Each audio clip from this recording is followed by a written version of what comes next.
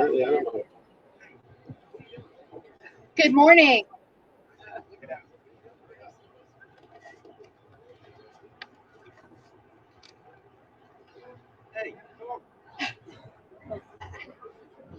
We won't start with that either. Good morning, everyone. My name is Sarah A. Ford, and I'm the legal director at the South Carolina Victim Assistance Network. Welcome to the third annual Victims Matter Rally. On behalf of the South Carolina Victim Assistance Network, the South Carolina Coalition Against Sexual Assault and Domestic Violence, community partners, our rally steering committee, victims and survivors of crime, thank you for being here to show your support. This rally began in 2022, stemming from the event of the Bowen Turner incident happening in Orangeburg, Calhoun, and Denver counties. Bowen Turner was a young man accused of multiple sexual assaults. He was allowed to plead guilty to one count of assault and battery. The state recommended a probationary sentence with no sex offender registry. The Stoller family, the Best family, and a third unnamed victim continue to suffer and are re-victimized by what they experienced in our judicial system. You may have heard that Mr. Turner was recently rearrested for the second time since he pled guilty in 2022. While he was recently revoked by the Department of Corrections and will be going back to serve at least 6 months, these victims aren't allowed to heal because justice wasn't truly pursued in the first place. And the prosecutor who designed the sweetheart deal, which allowed Mr. Turner to walk free out of the same doors that those victims walked out of in that courtroom, is in this very building, begging the legislature for a job as a judge. I ask you, is that truly justice, that these victims cannot heal? We want to let all victims and survivors know that despite what they may experience in navigating the criminal justice system, they are not alone. It warms my heart to look at so many people, so many community partners and advocates here today.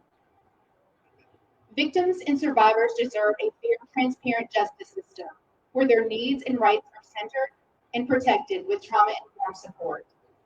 Victim service providers are in danger of being unable to provide the necessary assistance to victims due to massive cuts to the Victims of Crime Act, VOCA funding cuts. Our Attorney General has asked the General Assembly for funding to offset this nearly 1/3 reduction in funding so that victim services be supported. If our legislature fails to increase funding for victim services, our survivors and victims will suffer. Our legislature can't simply say that they care about victims. They have to show us that they care about victims and victim services. We implore the General Assembly to support the request from the Attorney General for additional funding, to enact necessary changes to the Judicial Merit Selection Commission to restore public confidence in the way our judges are selected in South Carolina.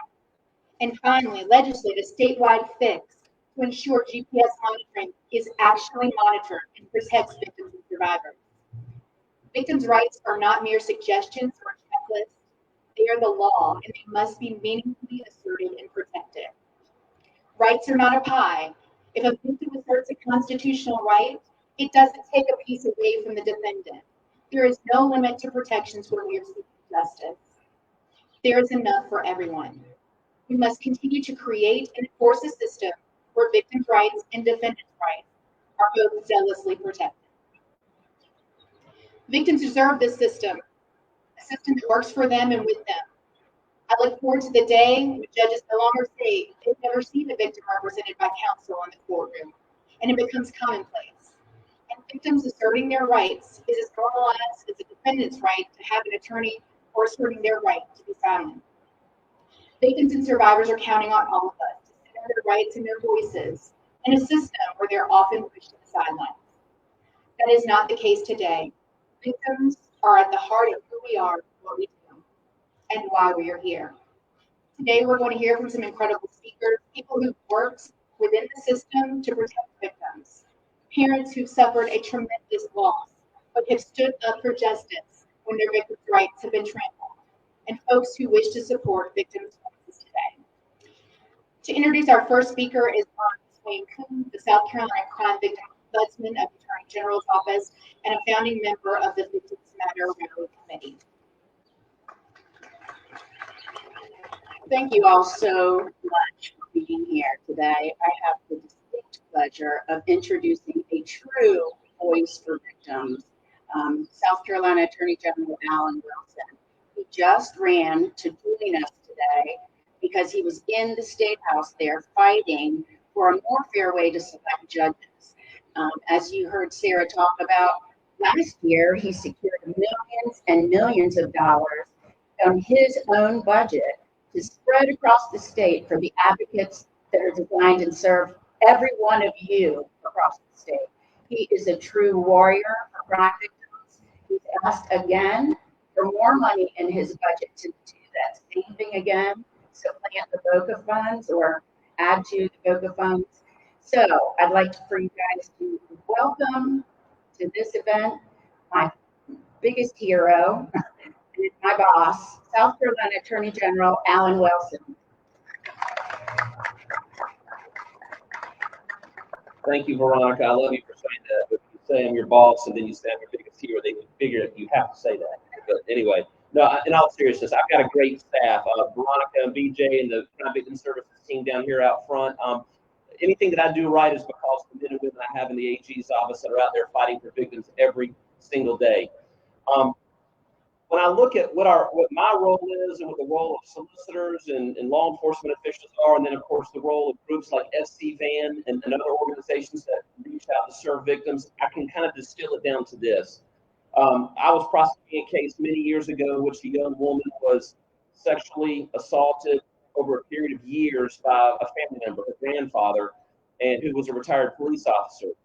And I remember at the end of the trial that when we prosecuted this guy, he was sentenced to 18 years. And as we were walking out of court, this young lady was visibly upset. And I leaned over to her to ask her what was wrong. And she said, I'm not upset, Alan. She says, I'm happy because for the first time in my life, I'm not a victim, I'm a survivor.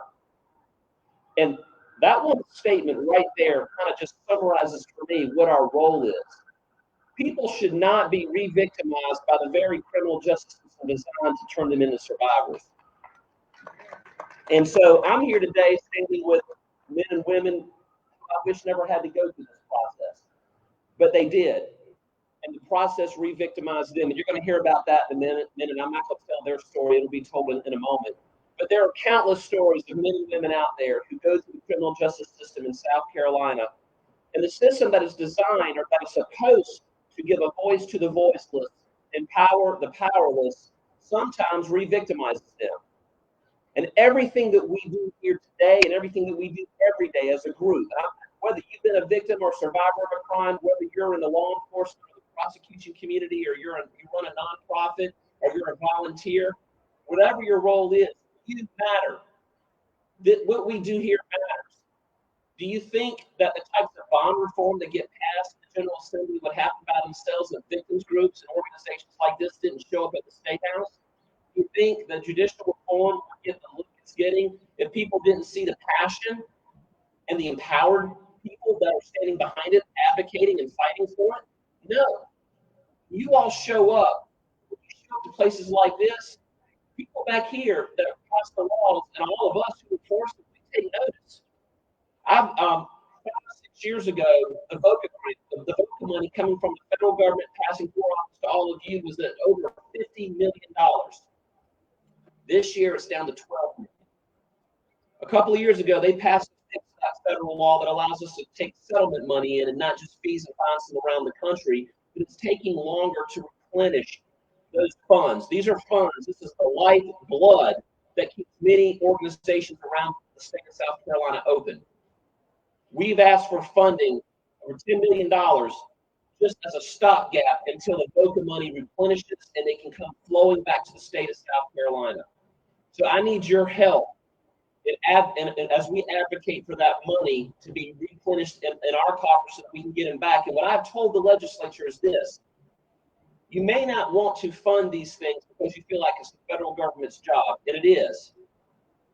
But if a small nonprofit victim services organization in a rural community closes, once those doors shutter, once those advocates are gone, that entity is gone forever. It is nearly impossible to bring it back to life. So what I'm asking the General Assembly to do is let's keep them alive. Let's keep them running until we can get the full funding back. And so if you're asking me today, what can we do, Alan, to help you fight for victims? Tell them to support the Attorney General's request for grant funding for victim services in the state. Call their offices and encourage them to support that grant ask, because if we don't get the full funding, or at least what I've asked for, I'm afraid many of our groups are going to not be around next year when the funds do come back from the federal government. I want to close with this. I want to thank all of you for being here today. You could have been anywhere else, but you chose to be here. Your voices matter. Being matters. Them standing up here matters. And it really does more than just provide services to victims. It changes policies, it changes laws, and it changes hearts. So keep doing what you're doing. You keep fighting for you. You keep supporting us and supporting these people. And together we're going to make South Carolina a great state to live, work, and raise a family. Thank you all, and God bless you all. Thank you.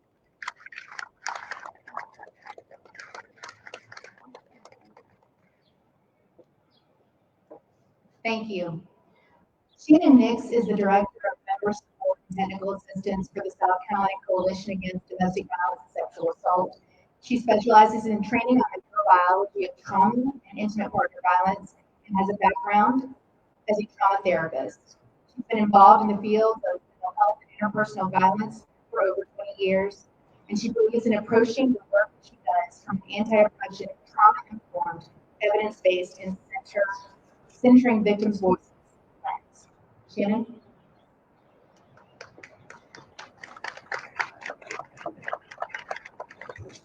Good morning.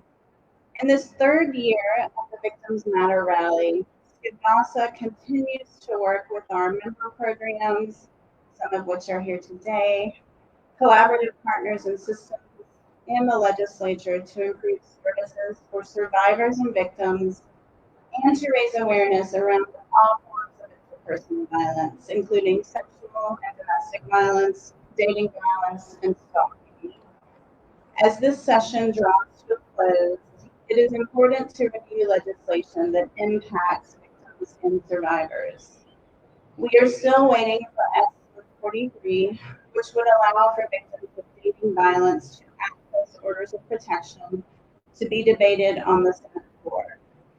S 147, which creates stronger confidentiality protections for victims working with community-based advocates and an address confidentiality program, is expected to be heard in the House in the coming weeks. House Bill 4158 passed the House Judiciary Committee and was to be debated on the floor this week. This bipartisan bill leads a process by which victims of qualifying incidents of domestic violence may terminate a lease without financial penalty, which would allow them to relocate to a safe and confidential location. If passed, South Carolina would join 27 other states that provide some form of tenancy relief for survivors who can document their need. The services that victims desperately need to navigate their path to safety are in jeopardy. As you've heard Sarah and Attorney General Wilson speak to this morning, due to the low balance in the Federal Crime Victims Fund, we are expecting a 38% cut in VOCA funds to the state this year. These cuts mean that the agencies that provide life-saving and confidential assistance to victims and survivors will have to cut programming and staffing. People will not be able to access the help they need and may face increased danger by having to stay in unsafe situations. We have requested that legislators consider a large increase in recurring appropriations to domestic and sexual violence organizations to offset these cuts, and to provide stable funding for the essential services our member programs provide to victims and survivors. Residents of South Carolina may now carry handguns in most public places without a permit due to a new law passed earlier this month. Several states have seen large increases in deaths resulting from gun violence after the passage of similar laws, while other research has shown mixed results. 2 weeks in, and we are already seeing concerns being raised about abusive partners turning into custody exchanges with their firearms visible, further intimidating victims and children in a state where a gun is the weapon used in 78% of intimate partner homicides. Victims and survivors of domestic and sexual violence want those things that we all want. The ability to live their lives free from fear, compassionate and non-judgmental support from their family, friends, and community, and a safe and affordable place to call home, all of which allows them the ability to thrive. In closing, join us in supporting survivors and in our deep appreciation for the legislators who promote policy choices that have a positive impact in this area. Somebody you know is a victim. It may be a friend, a family member, a colleague, or a neighbor. We ask that you approach all victims and survivors of domestic and sexual violence with the care and compassion that you would like to receive if it was you standing in their shoes. Thank you.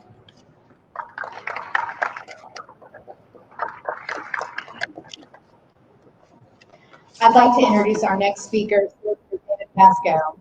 A tenacious and talented prosecutor, Solicitor Pasco has served as Solicitor of the First Judicial Circuit since he was elected in 2005. Solicitor Pasco prosecuted Gerard Price for the 2002 murder of 22-year-old Carlos Mullis Jr. As you may remember, Price was released from South Carolina Department of Corrections in 2023 by way of a secret order that neither Solicitor Pasco nor the victim's parents, Mr. and Mrs. Knowles, who we'll hear from shortly, were made aware of in violation of their victims' rights. Solicitor Pasco has dedicated his career to fighting crime and pursuing justice, and is an outspoken advocate for victims and judicial reform. Solicitor?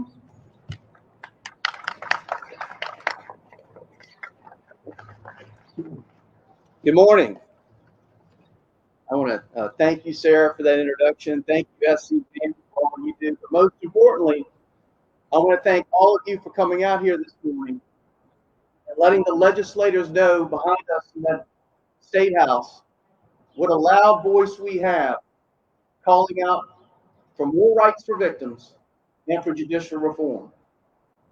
There's also someone that I want to recognize because I don't think there's anyone more significant in creating a fair playing field in our criminal justice system for victims, for prosecutors, and law enforcement than her. When I started as a prosecutor over 30 years ago, we didn't even have a victim's bill of rights. Think about that. Heck, we only had one victim advocate for every 30 to 40 prosecutors in an office. And back in the mid-90s, I came up to the State House with a bunch of other young prosecutors to support the Victims' Bill of Rights. And I was astounded at the opposition. In fact, I can remember turning to my friends and saying, there's no way this bill is ever going to get passed. The opposition was incredible. But fortunately, there was a voice much stronger than the opposition, and she wasn't willing to quit. And fortunately, she proved me wrong. Now, she's aged a lot better than I have in the last 28 to 30 years. But her name is Laura Hudson. I want to give her a big round of applause for everything she's done for victims. I thank Laura for her past dedication in improving our justice system, but more importantly, I'm incredibly grateful that she's still up here fighting because of all the work we have left to be done in South Carolina for our criminal justice system. And as I'm going to introduce to you in just a minute, Carl and Lily Smalls, who just last year proved how much more improvement we need to make.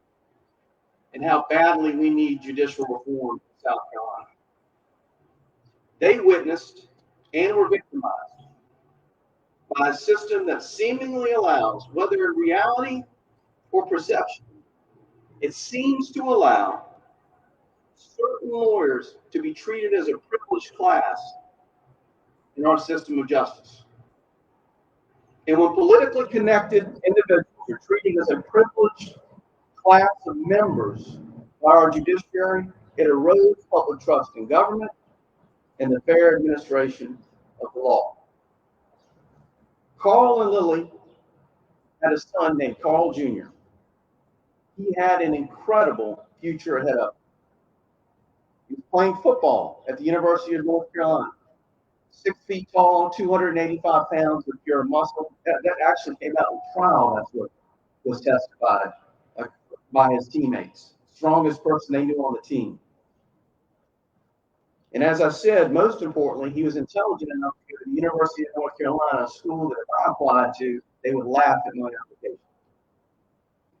In December of 2002, Carl Jr. was gunned down in an horrific act of violence on our streets right here in Richland County. The murderer was and is a high-ranking member of a national street gang. His name, as you heard, Gerard Price. I was the prosecutor on Mr. Price's murder charge. And to give you an example of how dangerous he was and still is, he is the only person of hundreds of violent criminals I've ever tried. He's the only one where I had to have a police escort to and from my car at court.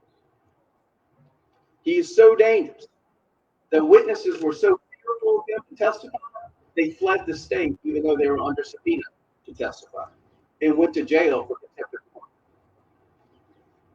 The jury convicted Price of murder. The judge sentenced him to 35 years a day-to-day sentence with no parole. And Carl and Lily on that day, during that trial in 2003, at least for Mr. Price, thought they had some closure. That Price couldn't get out of prison until at least 2038. As for Mr. Price in the Department of Corrections, he was so bad and such a nuisance in our prisons that they had to transfer him to New Mexico to go to prison. And yet, despite his violent record, despite his leadership in a national gang, despite his nuisance in our prisons, he was able to have his attorney, a lawyer legislator, go back in a judge's chamber and have a judge sign a secret, sealed order releasing Gerard Price from prison 15 years early. Carl and Lily didn't know about Gerard Price's release until about 2 hours before he was released from that New Mexico prison. So the nightmare began again. This is the most outrageous thing I've ever seen occur in our system of justice in South Carolina. And they didn't know what to do. They called the governor's office, no help. They called the solicitor's office, no help. And no one knew what to do because no one even knew why Gerard Price was released from prison or who released him because it was all sealed. It was secret. It was about a month after Price's release that a police officer, a good friend of mine, called me to ask me why is Gerard Price out on the streets. I thought he was joking. I immediately called the Department of Corrections and got confirmation that he had been released. I immediately called Attorney General Alan Wilson, told him about it. He agreed with me that this was an injustice and needed to be fixed.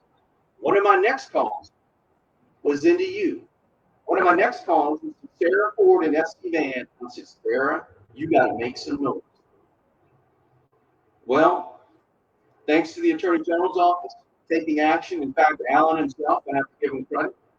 Thanks to S.C. Van making noise. Thanks to legislators like Joe White from Newberry standing behind me, up there making noise. Justice was served, and Gerard Price was eventually picked back up and put back in prison where he belongs.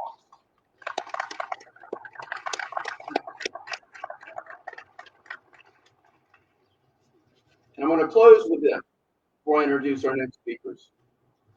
It is everyone's duty today. It is our state's job to make sure that no victim goes through this injustice again. And that's why I want to thank you so much for coming out here, because as Alan Wilson told you, they're trying to cut funding for victims. And the only way to stop it is to hear from you. And think about this as I close. If Carl and Willie Smalls didn't have the fortitude and the courage to fight our system of injustice last year, Gerard Price would still be out on our streets today. And I'm telling you, more convicted felons would be getting released early from prison today, but for them stopping Gerard Price. Because don't think that Gerard Price is the only one that's been let out of prison under an unlawful skilled order like he had. But hopefully, thanks to Carl and Willie Smalls, Gerard Price will be the last inmate who gets privileged treatment from our state.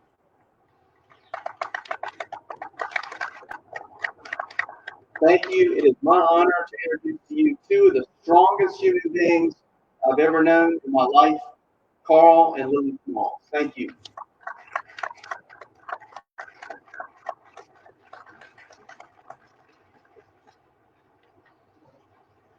Good morning, everyone. And walking up here, I kind of walked down the alleyway just a minute ago, and I just got the feeling that I'm family, friends. As a matter of fact, we are my family. We're a family of victims.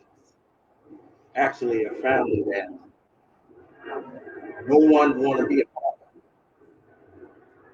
And before I get started, I just want to say something, because the theme right now is on victims' rights. And when we went to the Supreme Court, the Chief Justice, now there are 3 laws that have to be followed before anything can happen in the case of Gerard Price. And one of them was the notification of victims. The Chief Justice of this state, Justice Beatty, he said, and I'm paraphrasing, he said pretty much notification of the victim doesn't matter. It says already, typically held the paper that he was holding. So what he was saying to us, and what he was saying to you, is we don't matter. We don't matter, and you don't matter. I just want to let you know that, and don't get my word for it. Go back and watch the tape. That you could go Price, the state versus Price. It's on there. It's about at the 30-minute mark, somewhere around there.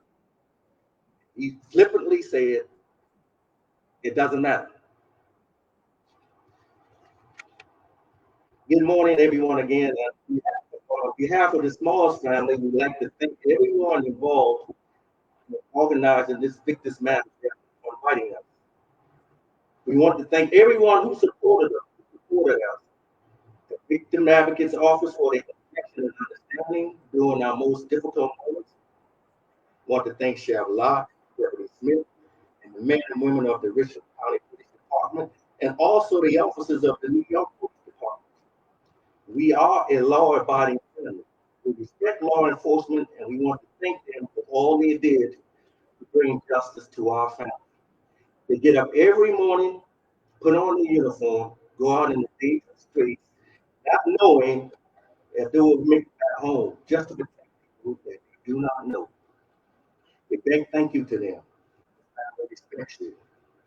The Supreme Court for the correct ruling, although it was much quicker than it should have been, in spite of the fact that the Chief Justice didn't care about us. We still thank him. I thank the one that went against us also. He gave us a fair hearing. We don't always agree with their decisions, and he had the right to decision, and we respect that.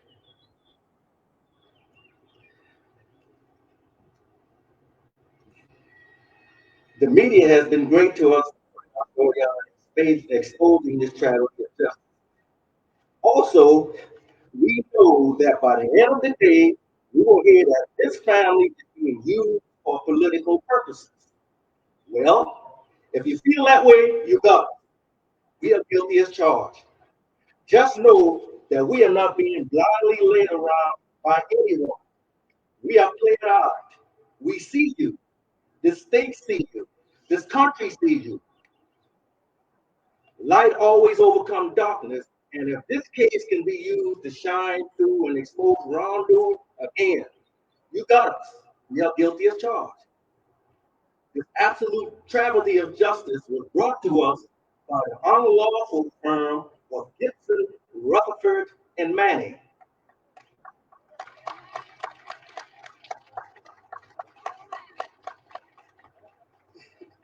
This was an embarrassment to the state of South Carolina and a black eye to the foundation of justice in this state. We want to convey to everyone in this state that this is not just about the Smalls family, but all of us, a family of victims, a family any one of us would gladly give anything not to be a part of. It's about decent, honest, law-abiding citizens who go about their daily business and respect the law and each other. We are here as a small family to let you know that your hurt and your pain is our hurt and pain. We know your dissatisfaction with the system, the level of distrust you have dealing with a system that is heavily tilted toward criminals instead of you. We know what you went through, especially if you lost your loved one to violence, especially a son or a daughter. A segment of this society would say that families need to move on. You hear that all the time. Just move on. The man served his time. In our case, it's been close to 22 years. But to those who feel that way, I would only say, try watching your son or daughter that you watched being born, which I did, watch my son being born, raised him for 22 years, now laying in a casket that you have to pick out. Try that on for size, then we can talk. You see, we only have memories left. We wonder what and who they would become. We hold on to those special moments and memories. I had one of those moments about a year ago. There's this song that my son liked called 1,000 Miles. He would always say to me that he didn't, Daddy, I don't know why, but I like that song. Every time I hear that song, it brings me back to him. Last year, while I was driving down the road, that song came on the radio, and believe it or not, I had to pull over to the side of the road to collect myself, and it's been almost 22 years. Trust me, I would walk 1,000 miles to see my son again. I would give my life for him. You never get through this. This is our burden to bear, our cross to carry, and to get over the trial. If you are somehow annoyed or offended by people who just don't seem to get over it, respectfully, you need to get over it.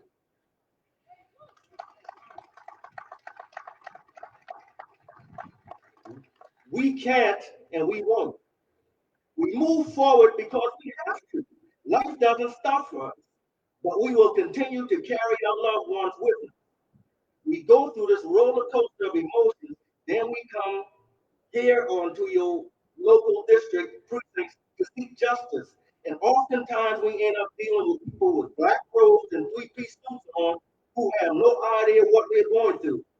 That to them, everything is about winning and losing and expanding their own power and prestige and are beholden to a criminal assistance system, which I call now not the criminal justice system, but a criminal assistance system. And those people are nothing but nicely dressed criminals. This criminal assistance system has to be uprooted and replaced by a system that employs equal scales of justice. Stop letting lawyer legislators select judges who they then conveniently appear before.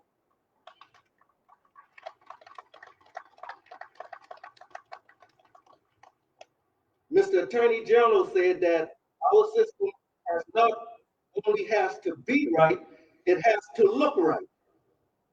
Our system right now doesn't look right. When the system can release a convicted murderer in the cover of darkness, as threatened a 70-year-old woman who's been displaced from her home for over 13 years, it just doesn't look right. A woman by all accounts hasn't killed anybody or sold any drugs. Lastly, years ago, while watching the Sunday political show, I happened upon a wise man by the name of Mr. William Raspberry. Talking about crime, he said, sometimes I wonder if it's better to build a fence at the edge of the cliff or put an ambulance in the valley. The justice system has to be that fence at the edge of the cliff. That fence has to be a high fence built on the rule of law, accountability for one's action with the knowledge that there will be consequences for unlawful behavior. That fence then has to be fortified by equal scales of justice that gives equal justice to victims as well as those who are accused of crimes. And it has to act as a bulwark to those who are appointed to execute the law, which again are the suits and the rules. I was once told that when you're going through hell, keep going. Again, when you're going through hell, just keep going. Don't stop. Keep on being advocates for your loved ones. They no longer have a voice. You have to use yours. You have to use yours for Steve. You have to use yours for Jimbo. Yes, your kids need protection too. And yes, you must stand up for Larry. We must stand up for each other and keep going. Because we're going through hell with the system and the tragedies that were dealt, but we have to keep going. We have to keep going because our loved ones matter and we matter. We've got to stay motivated. We've got to educate ourselves, know our rights. We have to know who we are elected to public office. You got to study them, educate yourself on them, and more importantly, know who you are, know who they are. We must have faith in Almighty God to help us through our pains. God is the answer for the hell that you're going through, dealing with the loss of your loved one and the system. And lastly, I would say the acronym for PUSH, we all know it. Pray until something happens. Pray until something happens. But also, while we're praying, we got to keep pushing until something happens. Because, well, we all know, we've been told, faith without works is dead. So we have to keep pushing until something happens. Once again, I thank you for the Smalls family, along with my daughter and grandchildren back in Charleston. And we do feel we are family. And we feel comfortable here. We are Moss family, and let's keep pushing, let's keep going. Thank you very much.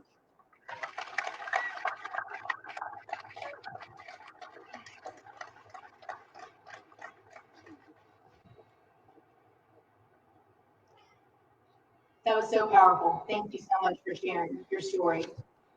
Thank you to all of our speakers. Thank you to our community partners who joined us today. Please stop by these tables, get the information. Maybe you don't need it today, but maybe someone will need it tomorrow. I encourage you to learn how we can support these organizations and each other in their mission to support victims and survivors. Special thanks to our steering committee members and y'all just raise your hands. Thank you so much for all that you've done to get this to our third annual Victims Matter Rally. Please stick around. We'll also have the opportunity to mingle and speak with each other. We're going to jump back together in about 10 minutes for a quick advocacy and action lesson. So on how you can contact your legislators, how you can speak with them. We're going to go inside, and some of these things that we've been talking about, we have to press them. We have to push. We have to ask for these changes because victims and survivors deserve it. They need your voices. Transparency, accountability, fully funded victim services, support, and victims' rights that are truly and equally protected. This is what we need. This is what crime victims deserve. and we will keep pushing and rallying until it's done. Thank you all for being here.